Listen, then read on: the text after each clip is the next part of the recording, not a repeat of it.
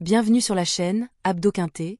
Aujourd'hui on se retrouve sous le soleil de Saint-Malo pour l'étape numéro 8 du Grand National du Trot 2025, support du Quintet Plus, en Réunion 1, course 4. On part sur 2950 mètres, corde à droite, et 16 partants bien affûtés. Cette course de groupe 3 dotée de 90 000 € oppose des trotteurs de 5 à 10 ans, répartis selon l'échelle des gains qui induit des reculs de 25 mètres et 50 m. Le terrain est jugé bon, la piste est sable, et la configuration à droite favorise les techniciens précoces. Attendu un rythme régulier, avec positionnement stratégique clé dès le départ, surtout pour les chevaux à recul. La base solide. Kataki de Wallis, numéro 1. À la tête d'affiche, préparé pour renouer avec une victoire, ce trotteur connaît bien cette étape malouine et pourrait dominer la course s'il retrouve la tête rapidement. Est un top cheval. Bon vireur à droite, il a le niveau pour s'imposer au premier échelon. Il reste délicat au démarrage, c'est son seul défaut. Mais sage à la mise en jambe, il détient une belle chance de podium. Ce sujet de classe a peu couru et se produit pour la première fois à Saint-Malo.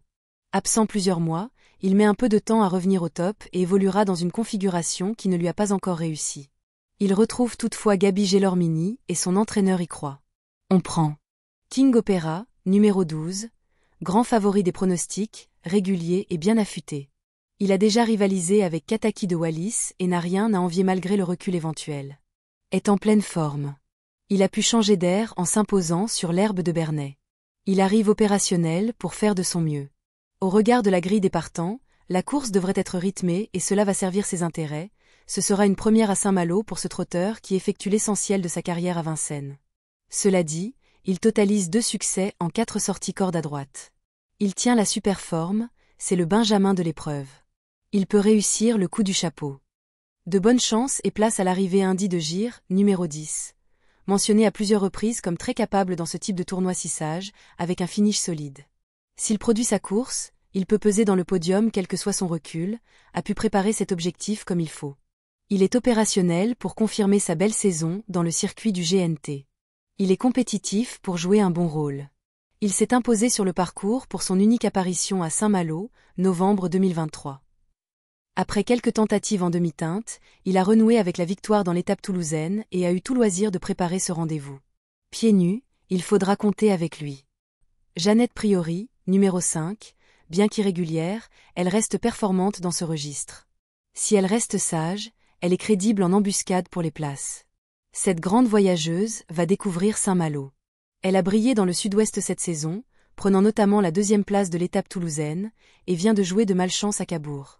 Même si l'opposition est de taille, une bonne place entre dans ses cordes. Y de Ceylan, numéro 15, expert du GNT, finisseur réputé, classé 3 l'an passé sur la même étape, il sait conclure dans les fortes luttes. N'était pas souple dans les virages à Enghien. Il a vu le vétérinaire et il a été soigné d'une petite gêne, j'espère que c'était l'explication. Il me paraît bien au travail, même s'il n'est jamais démonstratif le matin. Le lot est de belle qualité, mais je le pense capable de bien courir. Je reste positif et j'espère le voir jouer une place dans ce Quintet Plus. Il s'était classé 3e de l'édition pour sa première incursion à Saint-Malo. Il enchaînait alors les résultats positifs, ce qui est moins le cas cette saison. Si on occulte sa récente disqualification, il a quand même obtenu des résultats satisfaisants ces derniers temps. Pour une place. Outsider à surveiller. Intouchable, numéro 6. Revenu de blessure ou break, sa forme est incertaine, mais s'il revient à son niveau, sa vitesse finale peut surprendre. C'est accroché avec un autre concurrent à Enghien.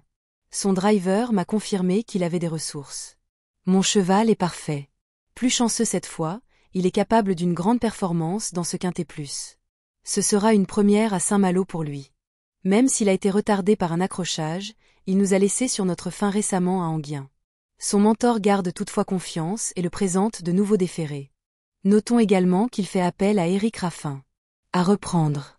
June, numéro 8. Elle peut être intermittente mais reste capable de glaner une place dans un jour faste, surtout si bien menée. Cette jument douée dans les 2 spécialités est plutôt orientée sous la selle désormais et va découvrir Saint-Malo. Elle bénéficie toutefois d'un super engagement et évoluera pieds nus, signe de certains espoirs. Mais ce sera surtout une question de sagesse. Un coup de poker. Hymne du Gers, numéro 14, montant récemment, une fin de course bien calibrée pourrait lui offrir une place à belle cote. Présente sur la montante. Il était encore un peu rond à Vichy. Il retrouve gentiment son physique de compétiteur. Il n'a pas de beaux engagements, nous allons donc sur cette course. L'opposition est de qualité. Mais il peut envisager une place. Il doit courir en progrès. Il se produit pour la première fois à Saint-Malo. Écarté 7 mois de la compétition, il a couru plusieurs fois ferré et a montré du mieux à Vichy pour sa première apparition pieds nus depuis son retour. À la faveur de nouveaux progrès, sa place est cette fois à l'arrivée. Commençons par nos bases solides, Kataki de Wallis et King Opera. Kataki revient d'un excellent 2 à Vincennes, où il a couru en 1:1:8, un chrono de très haut niveau. Avec 6 victoires en 28 sorties et une régularité exceptionnelle, il représente une base ultra fiable. King Opera, quant à lui, est en belle forme, avec déjà 2 succès corde à droite sur 4 tentatives. Il débute à Saint-Malo, mais sa condition et son entraîneur lui prêtent des ambitions sérieuses. Indy de Gire revient avec de la fraîcheur après un succès convaincant au GNT d'Amiens, mené crescendo avec Benjamin Rochard, déféré des 4 pieds, il est à suivre de très près. Jeannette Priori a failli à Cabourg mais n'avait pas dit son dernier mot, elle peut bien se racheter ici pour les places. Y de Ceylan, 3e ici l'an dernier, reste un finisseur expert du GNT. Avec un déroulé fluide, il peut viser une nouvelle présence dans le quintet. Parmi les outsiders, Hymne du Gers est revenu en progrès réel depuis son break et dispose d'une vraie pointe de vitesse droite. Intouchable et June, bien que plus incertain, peuvent surprendre si tout correspond en course. Mes chers turfistes, avant de vous quitter, j'ai une note à vous révéler. Les courses hippiques se basent en général sur l'analyse fiable des chevaux, des jockeys, de pistes et du climat qu'il fait le jour du course, sans oublier l'état d'esprit régnant le jour du course parmi tous les participants, et je précise aussi une note très intéressante, c'est le hasard. Oui, le hasard, c'est un facteur crucial dans ce jeu. Si nous faisons tout nos possibles pour vous livrer des analyses bien fiables. Il y a d'autres facteurs qui rentrent en jeu et peut tout chambouler, alors faites attention et soyez bien attentifs à ce que nous vous proposons. Faites vos recherches pour bien être informés sur la course, avant de valider vos tickets. Merci pour votre attention, et on se retrouve dans les prochaines analyses du Quintet Plus.